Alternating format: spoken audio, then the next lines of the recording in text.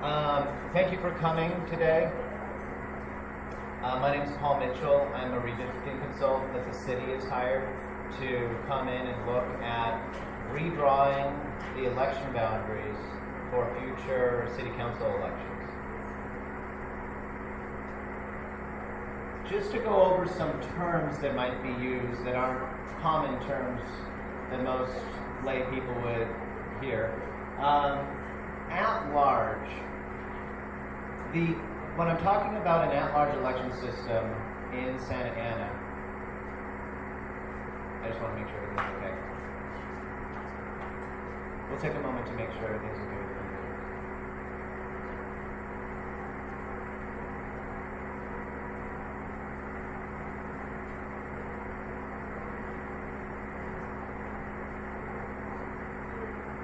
you. Is this...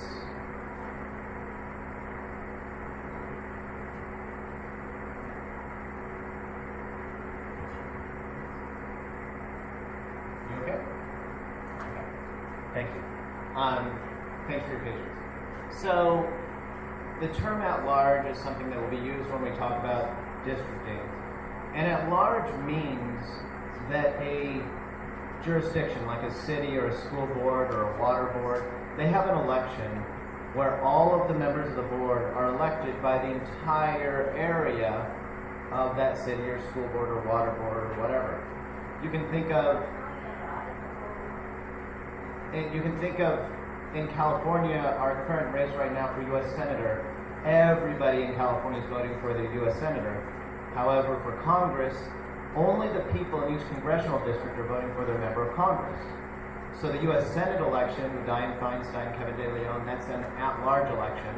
And the congressional district you might live in, whether it's Rohrabacher or another, that is a district election. It's not at-large. And the courts have found that at-large elections have this tendency to dilute the voting strength of certain populations. Where if you have congressional districts drawn all over the state, you can have a congressional district with strong Latino population that will elect a candidate that's preferred by the Latino voters. And you might have a congressional district with strong Asian population. Or you might have a congressional district that is along the coast and represents coastal issues. You might have a congressional district that is in an urban area or a suburban area. And by having all these little congressional districts, different populations of Californians have greater strength in electing candidates of their choice. And so if we have elections in the city of Santa Ana that are by district, you could end up electing candidates to the council that represent the views of each of those districts to a stronger degree than they could in an at-large election system where those votes get kind of diluted by all the other populations. So it's about bringing that election process closer to the local voters and allowing them to elect candidates of their choice. There's a term called racially polarized voting that will be discussed when you're hearing these kinds of presentations. And all that really means is that different voting behaviors based on ethnicity. So we might look at data that suggests in one neighborhood they're voting for one candidate, and in another neighborhood they're voting for another candidate. And it can't be just explained by, well, this candidate spent more money, or this candidate walked precincts more over here, or this candidate, lives in that area. It can be explained most effectively by looking at the racial composition of those voters.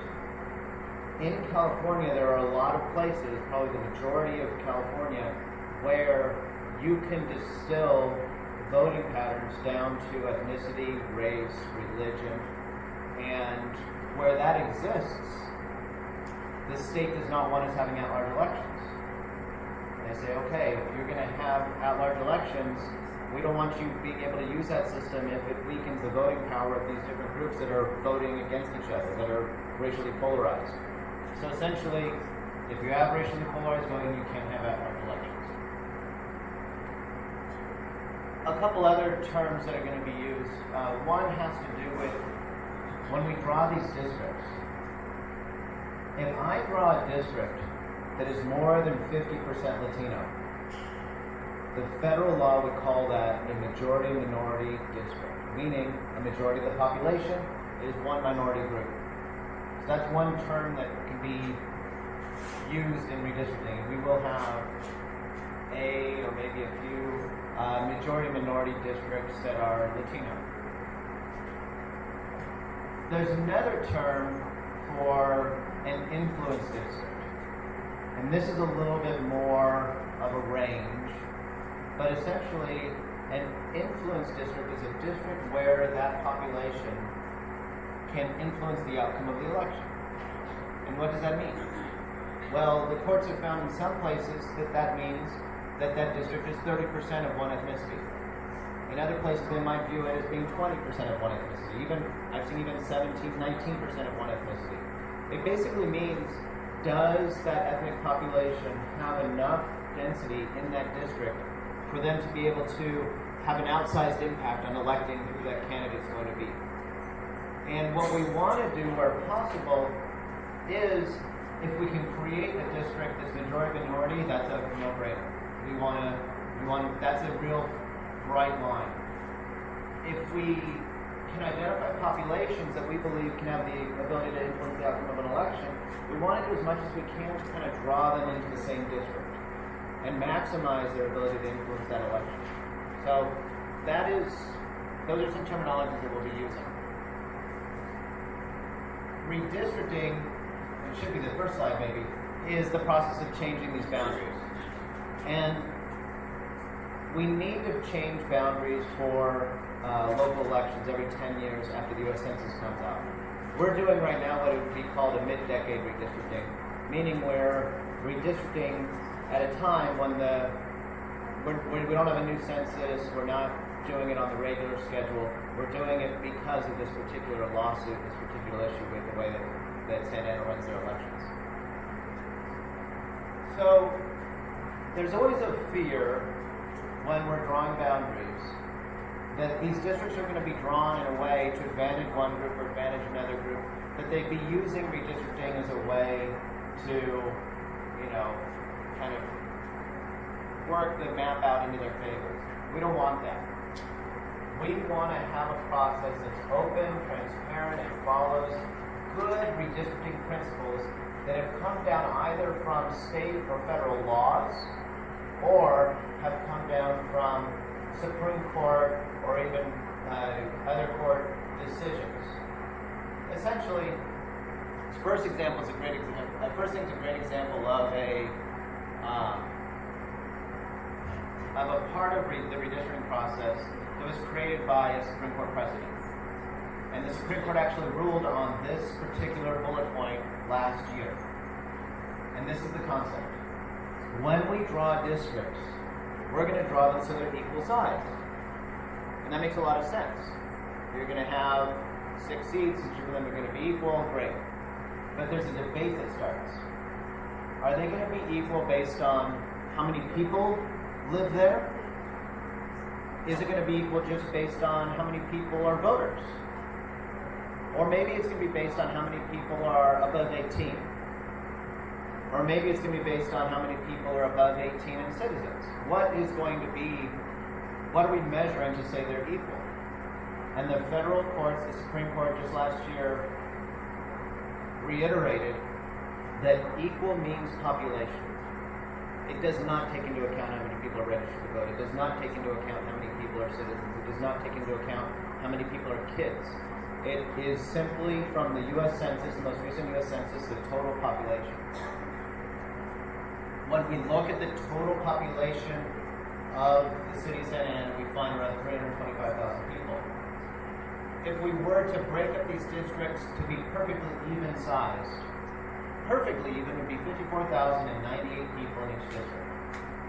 And believe it or not, congressional districts are drawn to be perfectly even. One person above or below, but perfectly even for congressional districts. We're allowed a lot more freedom when we draw these districts. We're going to say that those districts are as equal as possible or practicable. And for most redistricting at this level, we're going to look at drawing districts that are within 5% deviation. And that's total deviation, meaning that the largest district is no more than 5% larger than the smallest district counting population. Now, we will consider other factors in population to look at different things. Like as an example, if we're looking at a map and we want to see how strong of a influence district we can create, or how much of a majority-minority district we can create, we really want to look at who are eligible voters. And the census gives us, as a proxy for eligible voters, the citizen voting age population.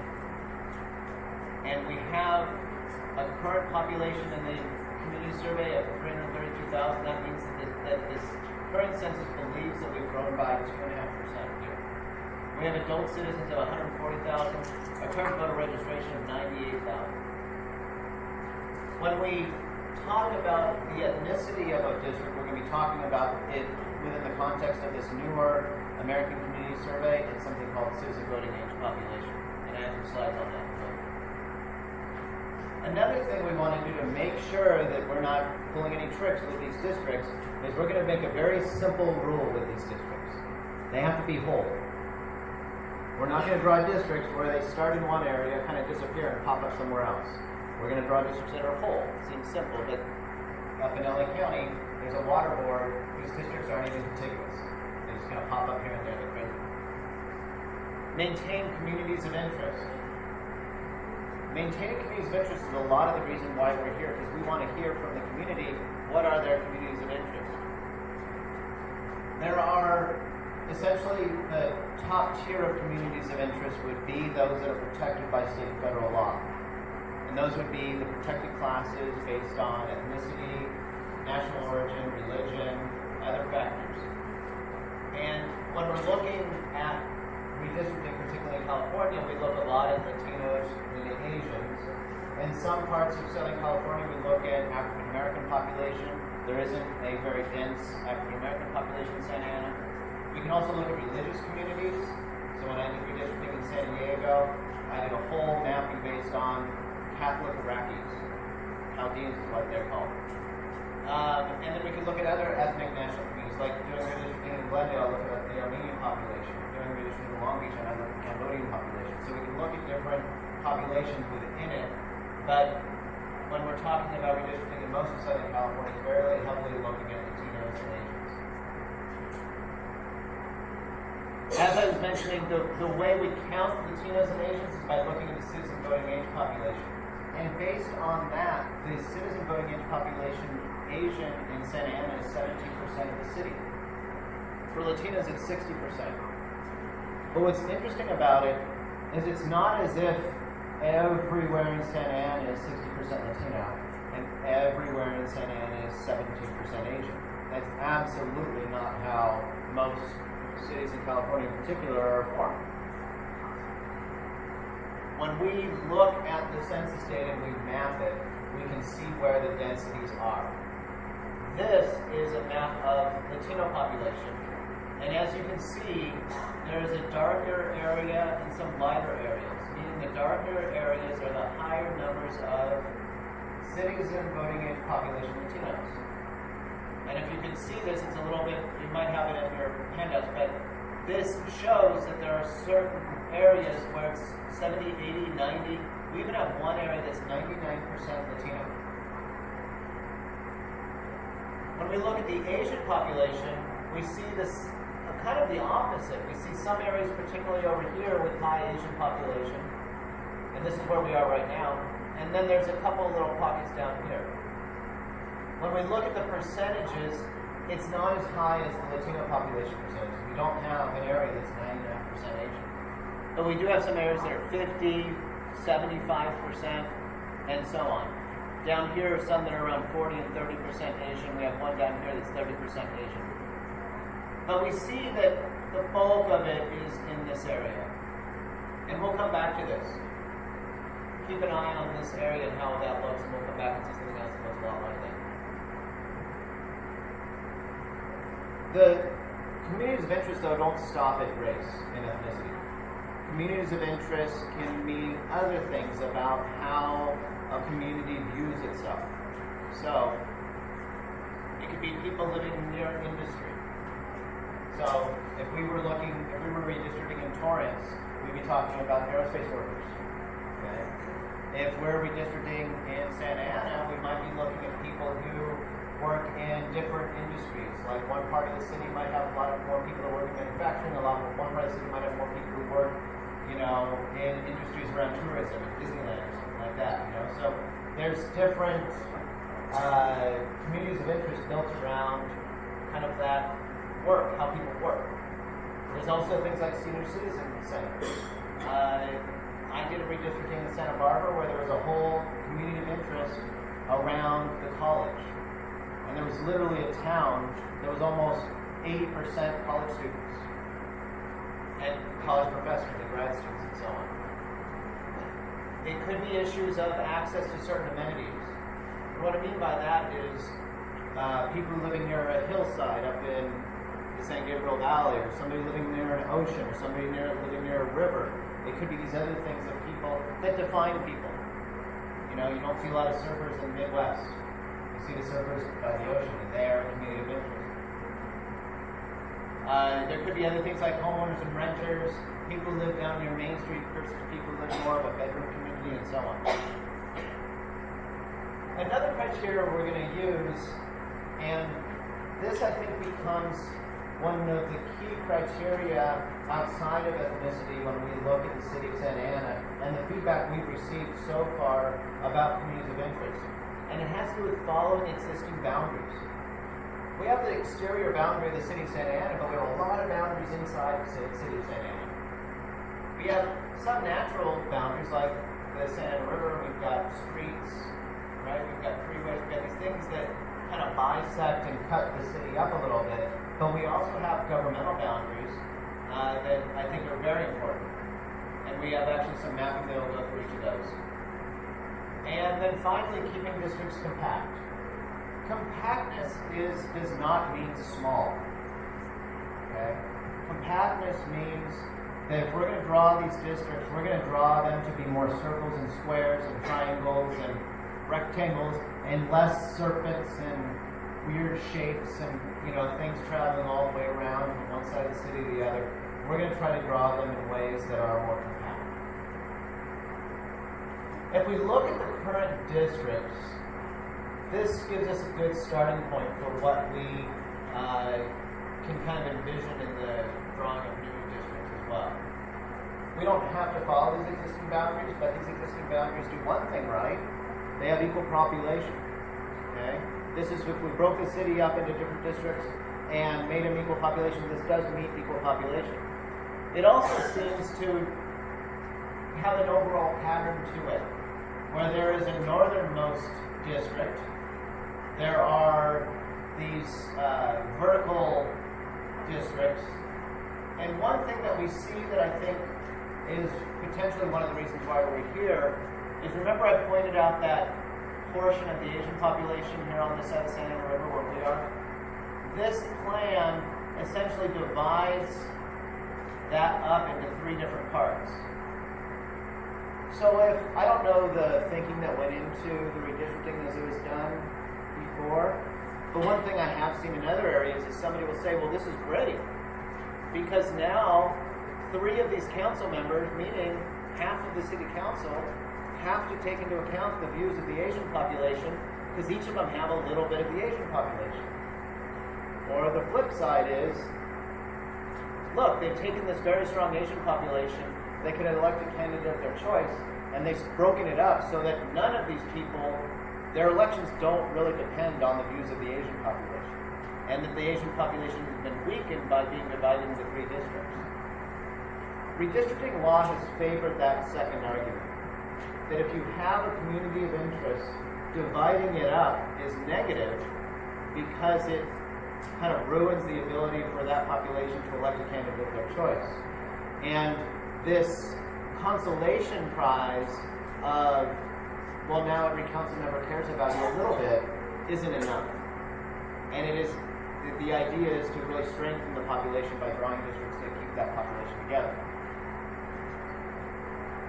When we look at other governmental boundaries, one of the biggest, most important governmental boundaries that we've seen is the neighborhoods. Now, we don't think of neighborhoods as being true governmental agencies, but as I understand it, the neighborhoods in the city of Santa Ana were actually created with feedback from the community and with the city engaged. These were not drawn willy-nilly. These actually were people debating over where does my neighborhood begin and end, and what is it defined by? And so we can see some really good kind of underlying boundaries for us to look at as we're drawing districts. When we look at these neighborhoods, they also seem to kind of encapsulate the ethnic populations as well. As you can see in the handouts, the color isn't showing up because of the screen. We have the populations of each of these neighborhoods, the citizen voting age population, and then their Latino and Asian numbers.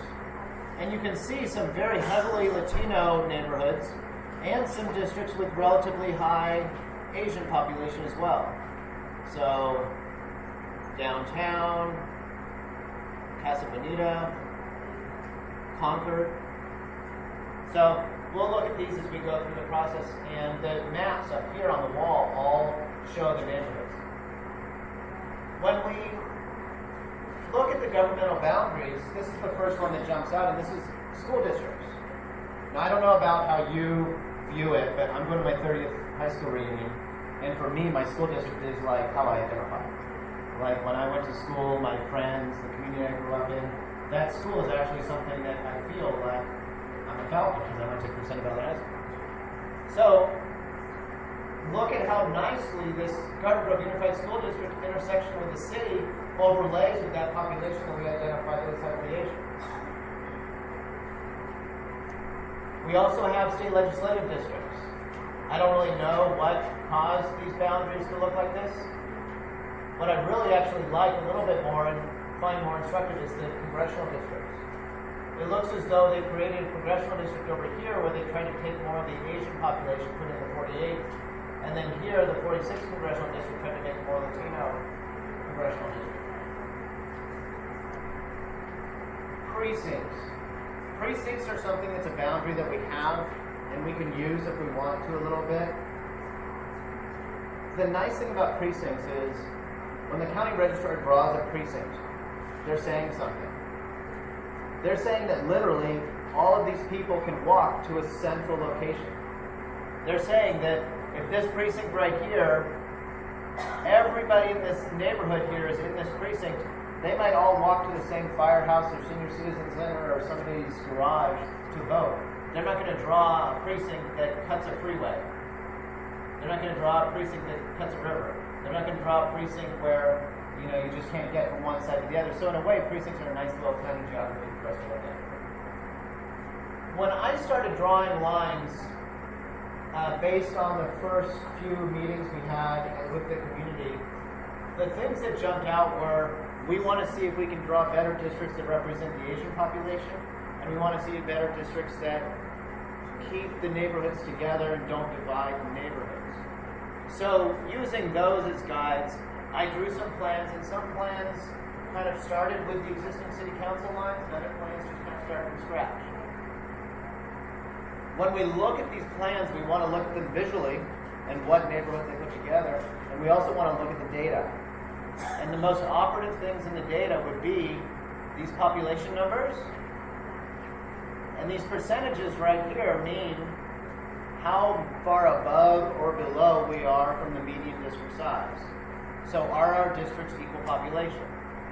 When we see that one district is 1% underpopulated and another district is 1% overpopulated, that means that the total deviation is 2%.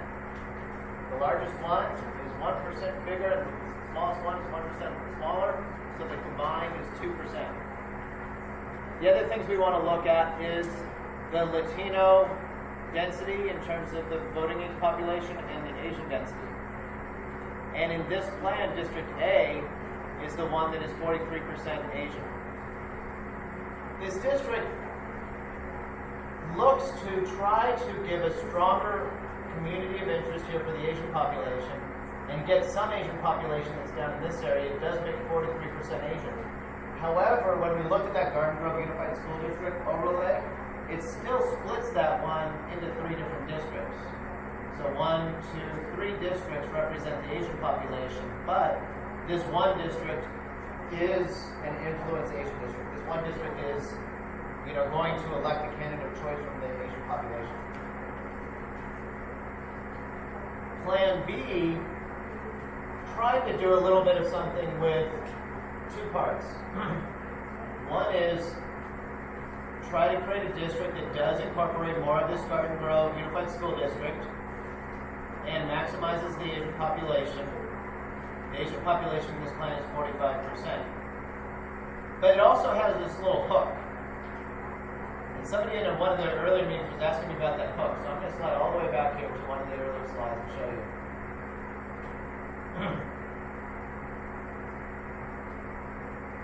When we look at the Asian population in this district, there's this little hook here, where there's one little pocket with 3% Asian and one little pocket with 16% Asian.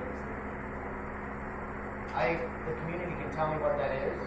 We can discuss whether that population should be in a district over here or if that population should be in a district over here. But when we're drawing the lines and we're looking to keep together communities of interest, that jumped out as one of the potential things to look at is that these little neighborhoods there, there's essentially two little neighborhoods there, that those portions could be into a district that would be more heavily Latino. But that's just an option.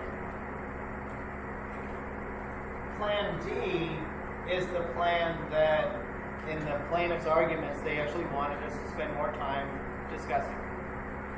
Plan D does take that Santa Ana Unified School District portion and put it into almost entirely into one district. The percentage of Asians in this district is a little bit lower than the highest one we have, but if this is what is the community of interest, if this is how that community views itself, then it might be a better representation. The remaining districts are vertical. We still have a district that is in this northern portion going horizontal. However, we've taken out the more Asian population we follow the Santa Ana River. We've done a pretty good job in here of keeping these neighborhoods together. There are a couple neighborhoods like right here where we do have like a neighborhood split. And we would have to decide how to best manage those and hear from the community about how to touch those little tiny edges if this was a plan or something like this is what was preferred. So, the process moving forward. We have time here. Anybody who wants to make a comment, we have, I think, a 2 or 3 minute question per person. I can answer questions. You can also submit any questions on the website. On the website are actually more resources for you. This presentation, all of these maps, additional data, a way for you to draw a map or to draw a community of interest. So, if you go to the website and you say, look, my neighborhood right here is in this mid-city area, and I think my community of interest extends out like this into like a circle, and that's what I want to submit to the city as my community of interest, that'll go to the city council, that'll come to me, and it'll go into it'll be incorporated into how we draw future draft plans. So your ways of engaging would be through this meeting today, future meetings at city council, Tuesday nights. The remaining meetings are within the regular city council agenda, so those are going to be public meetings where you can put together testimony and come up and talk about the plans. Submitting plans or mapping online, and this part of the process is really critical. The reason we've had, I don't know how many of these, 7 probably so far. The reason we've had these is because we want to make sure that we get as much input from the community, and we can incorporate that input to the final plans, and make sure that these plans are drawn and accepted by the community as being legitimate district boundaries with community engagement. So, if people have questions, more than welcome to either fill out a card and I'll call those first, or when I'm done with the cards, just simply ask a question. And then also, I'd really encourage any input. We have people sending information online. Teresa Lee, question? Okay. We have one so far. Oh, we've got another one. Thank you.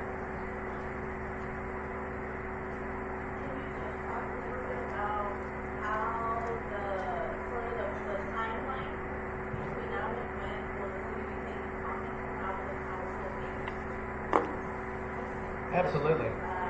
Yeah, like the criteria right away is an agency aside from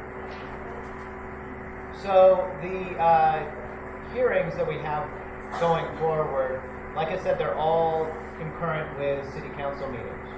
On my calendar, I have September 18th, which is this coming Tuesday, October 16th and October 30th, with a final meeting on November 20th.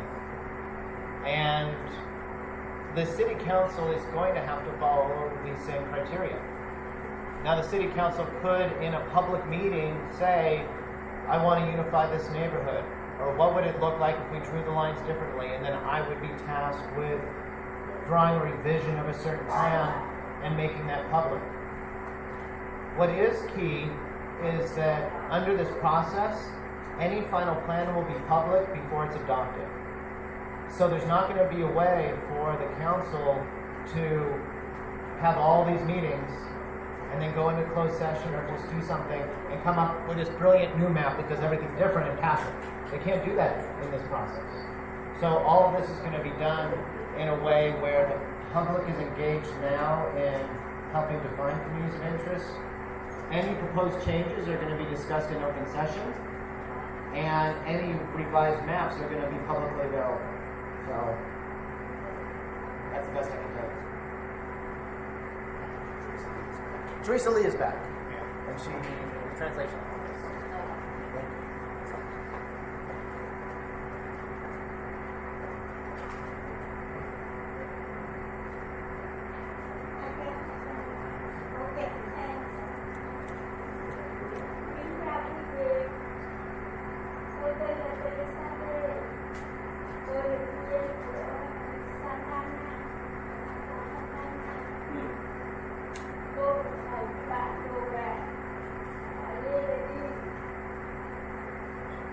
trong đó có đầy đủ các cộng đồng Việt Nam, cộng đồng người trắng, cộng đồng người đen, cộng đồng Latin, Latino và cộng đồng của châu Á với thu nhập cao thấp. Một thành phố có đa số cử tri theo dân chủ. Bản đồ vẽ để Labor đi giữ được lịch sử và cả cộng đồng chung lại với nhau. Xin cảm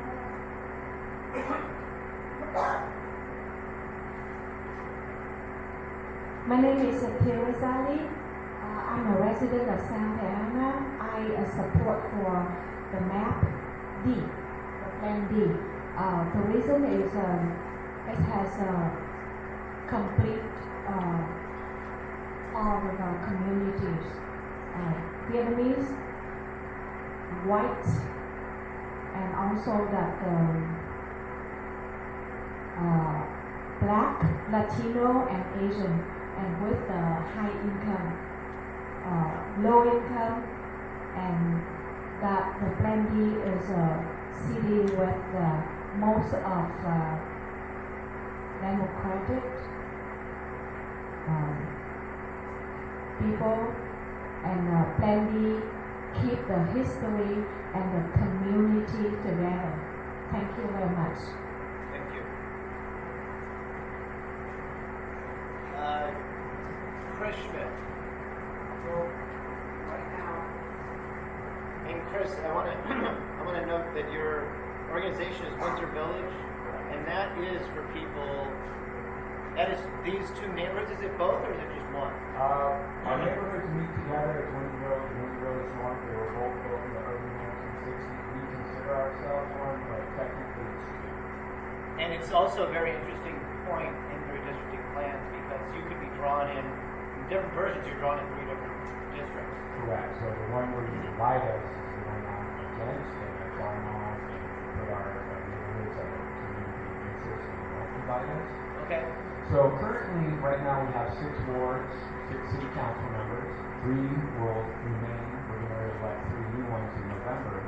What happens if we switch to either A, B, C, or D, and now we have 2 city council members that live in the same district? So this is it's kind of a little mind trick. It's like a Rubik's Cube thing. Because it's really simple. It's really simple, but it gets confusing. So, we're having city council elections this year. City council members are being elected from the at-large system. We're going to stay in the at-large system until election day in 2020. On election day in 2020, those districts are operative, and the people get elected only from those districts. The people who got elected in 2018 are still representing their at-large elections. The system they got elected in. You have 3 council members from districts and 3 council members that were elected in the at-large system. Then in 2022, you're going to have the remaining 3 that were previously elected at-large. You're going to get for re-election in only those districts. So if they don't live in one of those districts, they can't run for re-election. So it's the same thing. It's a shift from one election system to the other, but it does take over the course of 2 election cycles to actually phase it in entirely. In the first year in 2020, half the council will have been elected by these district lines, and the other half of the council will essentially be hangovers from the earlier system and still elected from the at-large until they fully are implemented in 2024. 2022, yeah. 22. Everybody. And the one instance where this happens every redistricting is state senate seats. When they move all the state senate seats, they only elect the even ones one year and the odd ones another year. And so there's always this period of gap where somebody might say, like, who's my state senator? Because I elected this state senator 2 years ago who's still my senator, but now there's this other guy who's also my senator because he got elected in the new district lines. So it's always but it will take course over a couple of election cycles.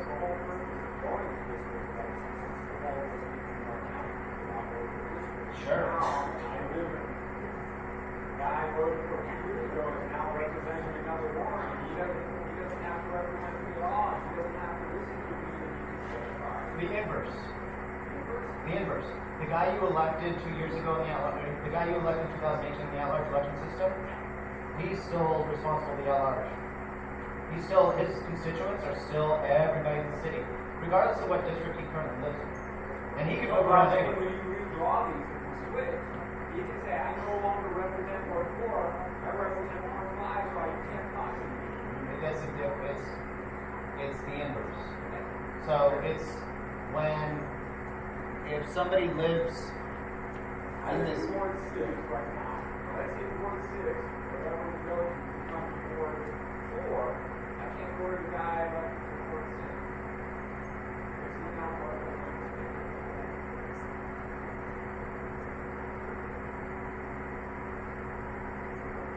Sorry, I'm looking for the language of this place. So your neighborhood, the North and South Windsor Village, are both in Ward 6 currently. Correct. Let's say you divide out 2 neighborhoods. Now I live in Ward, let's say you can call it Ward 5. But now, the person I live in Ward 6 doesn't represent me. The catch is that the whole city voted for Ward 6 In the current system, everybody voted for that person. They're going to stay on the council, and everybody voted for that. In the future, if we switch tomorrow to these districted systems, this would take effect in 2020, And you would elect somebody, and only the people in your district would vote for them. Then it's more truly like your representative. yeah. For 2 years, I had nobody representing me. Or the person I voted for in 2018 will no longer be representing me. But that's my concern is when we go to the districts, this is what happens now. There are people who voted and they go to the district and they say nobody represents me right now because we don't vote for the carriage before the horse. Yeah. So that's my concern. When we go to the district, we're told that they'll be held accountable for that specific board of district, but now that person was not represented. And the guy we vote now, whoever it is, that I know in my district I can't help. That's my biggest concern. Is there a way to put dots on that map, red for current elected council residents and blue for potential candidates? I just have those maps drawn right now. So that we can see if we're going to be SOL if we vote for X or Y. If we elect candidate A and he lives in another area, then he truly won't represent us. Well, in actual fact, I'm Kim Barlow. I'm a special counsel retained by the city in connection with this matter. As Mr. Mitchell pointed out, right now, every single council candidate is elected at large. So every single council candidate, even if they don't live in your ward, represents you. That isn't going to change until we've gone all the way through 2 cycles of election and we have a district representative for each district. So who you vote for in 2018, regardless of whether they live in your ward or not, represents and will represent and will continue to represent everyone in the city. I have a text message from a council candidate. It's a council member that says, I don't represent your ward. I have that. So despite them being elected at large currently, unless you live in their ward, they don't represent you. Well, then this won't change anything. Because we're already going to be having to We redraw the already play too lines. much tribal politics. That's our concern, is that you live here and you live here. No, we should look at, we're a city. We all have the same common concerns, the same common goals, the same common mission. And to split us into little tribes prior to the redistricting, prior to the census, prior to an election is kind of weird.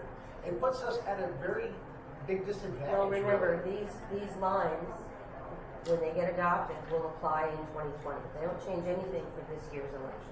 And then isn't there a requirement under the law that we redistrict after a census? That's correct. So we'll have a census in 2020. So why are we redistricting 2 years before a census?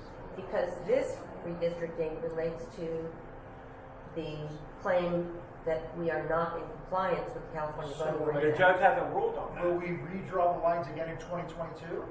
The council has agreed to go through this process. It's put a ballot measure on. Right. And yes, we will be doing it again in 2022.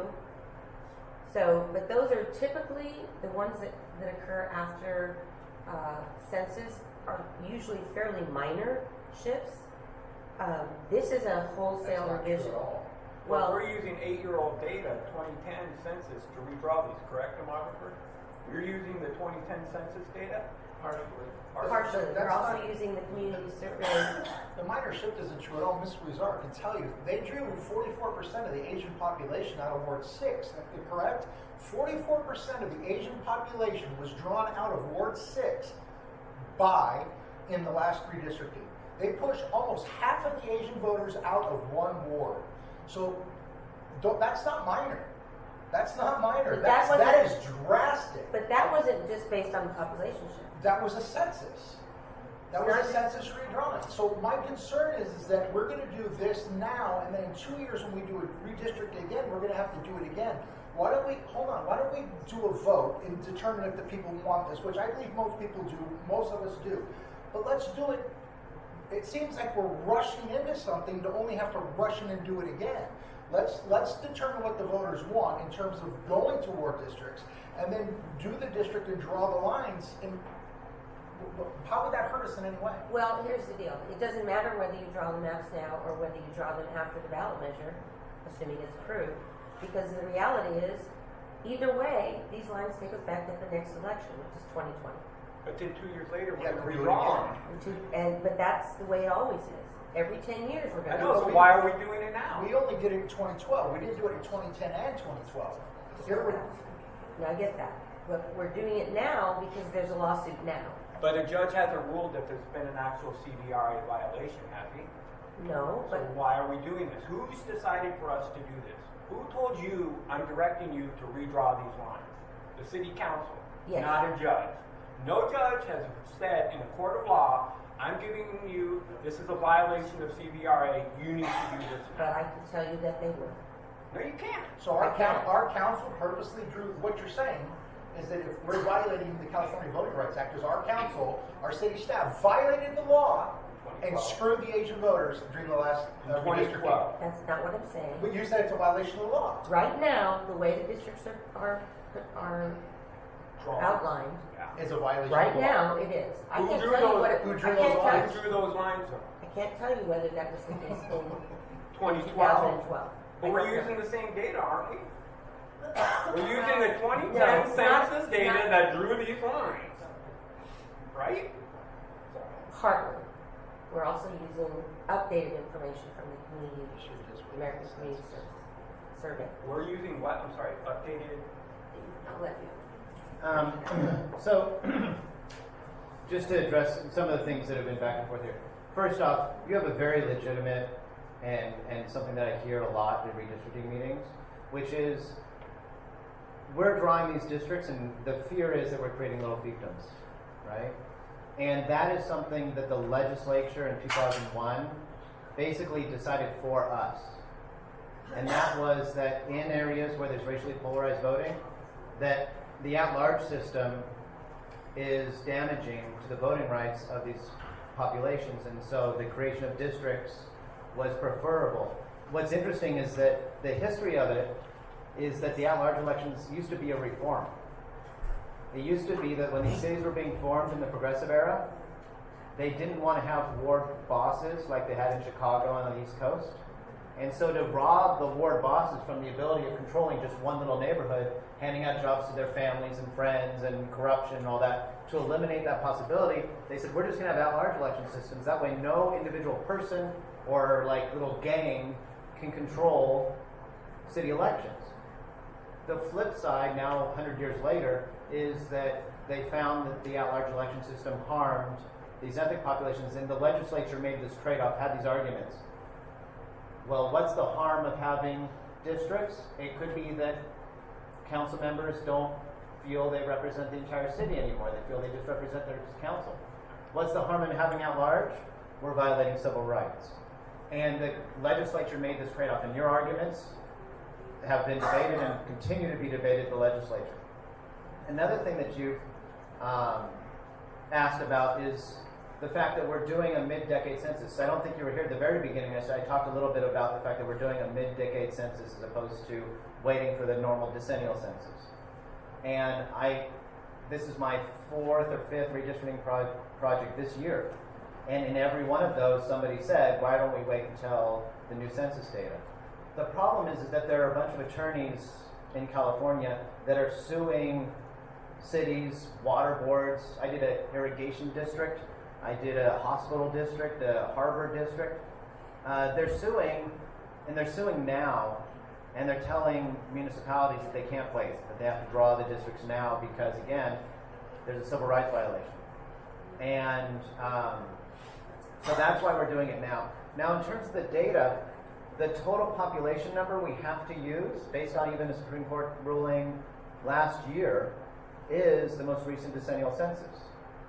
It's not perfect. In fact, in Santa Ana, it's arguable that Santa Ana was the worst census count potentially in the country. Correct. And so we're treating the census data as if they're handed down from God. But we know that they're flawed. However, the Supreme Court has said you cannot use any other numbers. You have to use the census data. Now, when I talk about population, how Asian or Latino it is, that number changes every year. We use the American Community Survey that puts out a 5-year rolling average from the surveys that long form of the census. They go to 1 in every 6 households over the course of a 10-year period. So they're all estimates. So I might say that the census block is 44% Asian. I might come back in 9 months when the new data is out and say this census block is 38% Asian. That number is constantly being adjusted by the census. So that portion of it is new data. The portion of it of total population is not new data. And you're absolutely right that after the 2022 elections, before the 2024 elections, they're going to have to redraw districts. I would argue and agree with the attorney that where they might have done radical redraws in the past, the amount of interest and focus from the plaintiffs and the process that we've gone through is really going to forbid them from being able to wholesale draw a brand new plan. They're going to likely have to make small adjustments. And when I do redistrictings in other areas, what I really reinforce is that what we want is the smallest margin of error as possible on each district line. So that if one does grow and if one does shrink a little bit, we really might be in a situation where we don't need to redraw in 2022 because none of the districts are more than 5% deviation. In Santa Ana, I can't even suggest that. The census was so bad in the last cycle, and it could be even worse this cycle, we don't know, that it's hard to, I cannot stand up here and honestly say that there aren't going to be big census changes, so I can't really say that drawing plans to a very tight margin are going to help us in 2022. But this process will happen again, potentially I'll be engaged with these attorneys, who knows, but I do expect the communities that brought this lawsuit to be deeply engaged, and I don't think that they're going to be able to, the city's going to be able to walk out of a lawsuit that finished 18 months ago and walk into a totally new redistricting that would radically change things. So all your points are completely valid, and they're all things that I hear in other places. I would really suggest that since you're only talking to those of us in the room today, that those points, it sounds like you have been going on the website submitting information, so that's really valuable. I did have one really kind of tight question for you, and that was, in these plans, there are different versions of your neighborhoods either being in a district that's going to be predominantly Asian or in a district that's going to be predominantly Latino. Like this Plan A has your district in a configuration that kind of follows some of the boundaries of your current District 6. And it does so in a way that puts you in a district with the Asian population versus this plan keeps you together also in the Asian district. This one is the one that you most dislike because it splits your two north and south neighborhoods that are, as you're saying, like sisters, and that's really valuable information for me. And then this plan keeps you together in this district that would be predominantly Latino. I mean, if you really wanted to draw an Asian district, you'd draw a line across the bottom of the city. So down here. Correct. That would be like 100% Asian district. You just go right across the bottom. So everything south of Warner, basically east to west, would be an Asian district. For us to draw lines north and south versus east and west is again alienating the Asian voters. So let me show you something that jumped out at me, because I saw something like that when I was looking at the data too. I live there, I can tell you. My street is completely Asian. So if we drew a line, and I've walked precincts, I've walked door to door, I go to the neighborhood meetings, east to west versus north to south. Going north to south is again punishing the Asian voters. Going east to west is going to be favorable to the Asian voters. Let me respond to that, because that is an interesting thought. In one of the plans, I attempted to come up here from this dense Asian population down here to some Asian population. Like I said, there's some down here that are in the 30s and 20s. What's interesting to me is that, I went to Coast, and I know some of this community, and when I first started looking at this, I thought that this Asian population would really show up more in the numbers. It doesn't show up heavily in the numbers, potentially because there's a lot of white population in that district as well as a lot of Asian population. Hey, and we talk about race real openly in these meetings, so, it looks as though two things. The Asian density is greater in some of these neighborhoods than the median Asian density of 17%. But it also looks like it's not as dense as up here, and honestly, the population is not as dense. So if I drew a district that went east to west here, it'd be severely underpopulated. It seems as though the communities are more spread out there, not as densely populated. When I'm drawing these districts, it seems as though more of the population is coming from up here, and less of the population is more spread out down there. The whole bottom left corner of the map, that whole area, that's all industrial. Yeah, so there's no people that live there. That's just so like as an example, I tried drawing something that was this whole area right here below and this thing, and it didn't even get close to being a full district. That was the challenge. It was like 28,000 people. So I would need, to come like up to here. And then I do that, then the Asian population of that is actually really low. It flips the other way. So it's a challenge. It's like playing Rubik's Cube a little bit. All right, I think we spent a lot of time on that. But thank you. Are there any other questions? You said that you were asked to look into the Plan D a lot more. Yeah. So is that kind of what they're looking as the basis for everything? Or do you I think know? the city council will have conversations, meeting conversations about what they might like or dislike about different plans. And as I understand it, the plaintiffs didn't say like it must be Plan D. But I will tell you something. In these meetings, this plan has been the one that has been most brought up, and it's not only been brought up by the Asian population, but also by the Latino population. So, just from the community feedback, this plan seems to be the one that generates the greatest conversation. You're saying in a good way. Most positive, yeah. More people have said Plan A, and I don't. Do you know how many neighborhoods are split in that plan? I can do a calculation of it. I usually, when we do get closer to kind of consensus around a plan, I'll do some reports on it, like we were talking about with an overlay of the old districts and new districts to say what would go into what districts, and then also neighborhood splits. I can see a few neighborhoods split in there. Like there's a neighborhood split over here. Over on the west side. Santa Anita looks like it's. This is not a neighborhood split, but it looks like it is until you actually look at the data. That's not a neighborhood split. So like, I don't think there's. They're split. That's a split right there. So yeah, we can look at it. And actually, all the maps up there have really good neighborhood lines in them. So yeah. So in most of your discussion with us, you keep referring to the Asian population, the Asian community.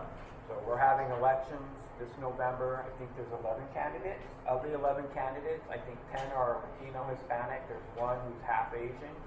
So can you talk about it's not about the Asian community, it's about a candidate of their preference. Exactly, that's exactly the right terminology. So why are we constantly referring to the Asian community if we got 11 people running, 10 are Latino Hispanic?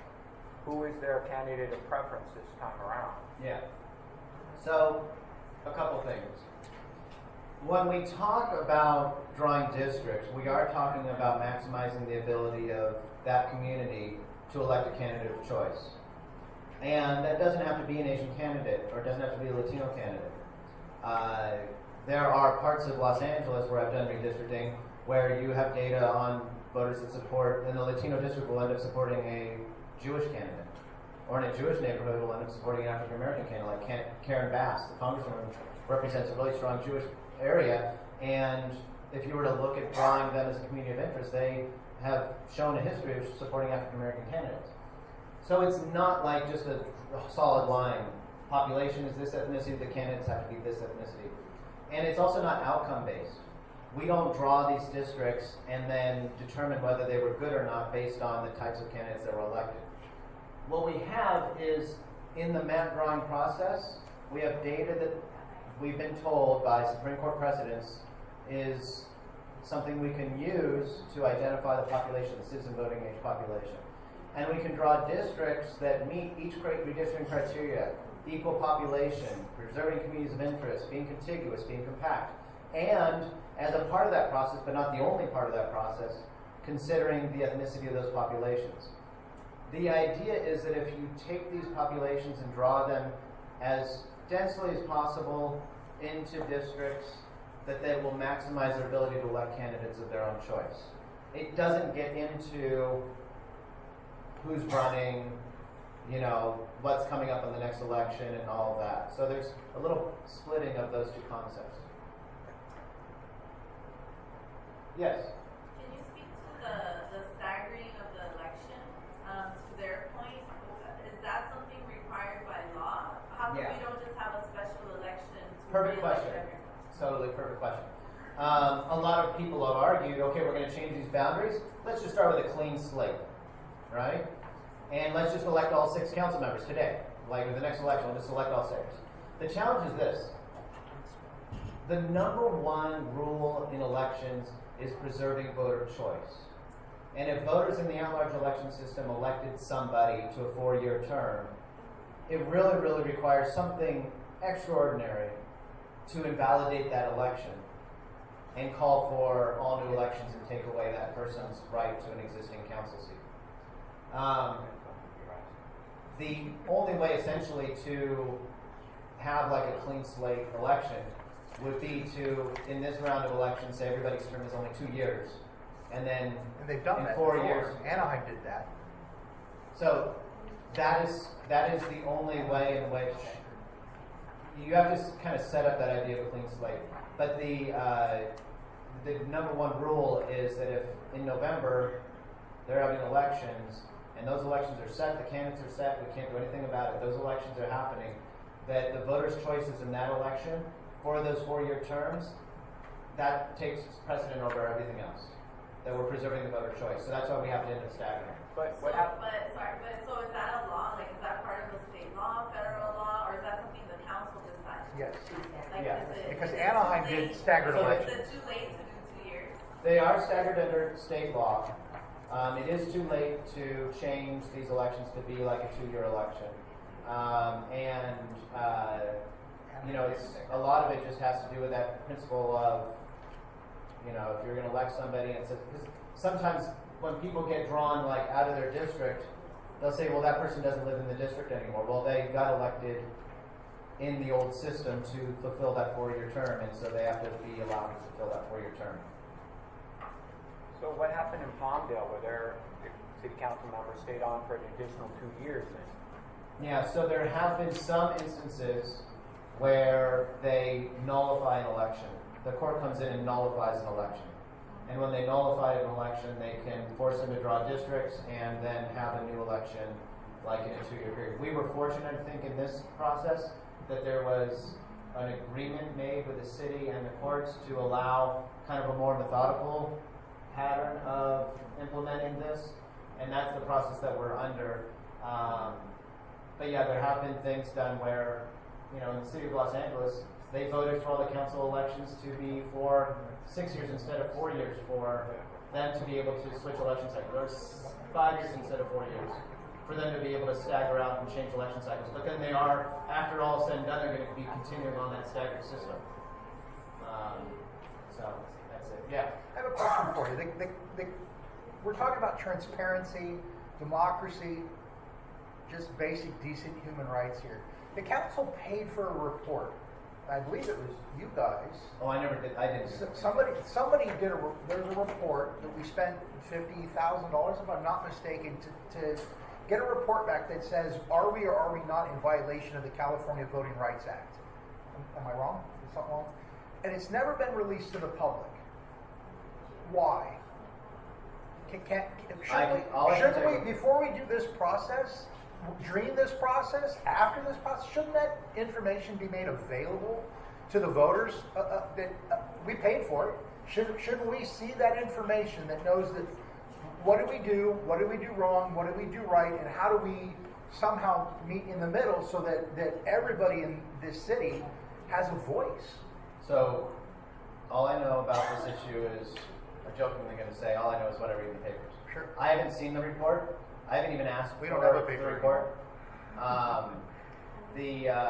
Oftentimes in these processes, when there's going to be litigation, the city council will decide to go into closed session, get a private report done that is not something that would be public, and then the people suing them would get to see, essentially, and try to determine their vulnerability before a lawsuit happens. I think that happens a lot in other areas of the law rather than just redistricting, where if they think they're going to get sued over something, they'll get a legal opinion from somebody, and that legal opinion will stay private, so that they're not just like handing the plaintiffs their own legal advice. And it allows them to kind of really judge how vulnerable are we to this lawsuit. This has been done in some cities. I've been a part of those kinds of internal client privilege memos for other agencies like school districts, community colleges throughout the years, but I did not do this one in Santa Ana. And it's the city council's decision whether or not they want to make that public. Part of their decision might be that that is attorney-client privilege, and that there's potential harm that could come from making something public. So I'm not privy to why. The only reason I know that there is such a thing is because I saw staff nod their head, but I've never seen it. Yeah. There's been a lot of discussion since our last election 2 years ago about the residency requirements for candidates. Right now, you're only required 30 days prior to the deadline. There was an issue in the last election. There's an issue now with the candidate member who couldn't seem to figure out which address to use so he was in the right ward. Does this change any of that or help make sure that people actually live in the district or ward they're actually running for? Yeah. So this will require the individuals who are running for office to live in these wards, and it will require that only people who live in these wards are voting for them. I can't speak to the actual city ordinance about residency, but I do know from my other experience with this that the real residency requirement is generally that when they're signing the form running for office, they say I'm living at this address. It's an affidavit. That's a legal document. And if they lie on that legal document, then that can be, it's not a felony, it's a misdemeanor, it's a felony. The attorney says perjury. And so when you've seen cases of somebody's residency being brought up, like there's a state senator in Los Angeles, there's another one in San Fernando Valley, there's one in like Inglewood area. The actual lawsuit wasn't whether they lived in that district or not, it was whether they lied on that form or not. And so as I understand it, you can't have like a residency requirement, somebody lives there a year before or whatever, but you can require that they live in that district when they file and that when they sign that form, they're not violating the law by lying. Those are the things that are operative in the protections. I answered it, the attorney says I answered that right. I believe Mayor Pro Tem Martinez answered this question a couple of months ago, actually. That was one of our main pet peeves about switching the system, is that people were just, they have like a second address in a ward, and they'll just run for that ward. But she said, I don't know the details because I saw it in the session. But she said she wanted something to make sure that somebody who has a second address there just lives there for 30 days or whatever and just run for it. And she also wanted the punitive measures against violators of that to be more severe. So I don't, at this point, I don't think that's going to be so much of a concern. Yeah, that's an issue that the local governments really can't control.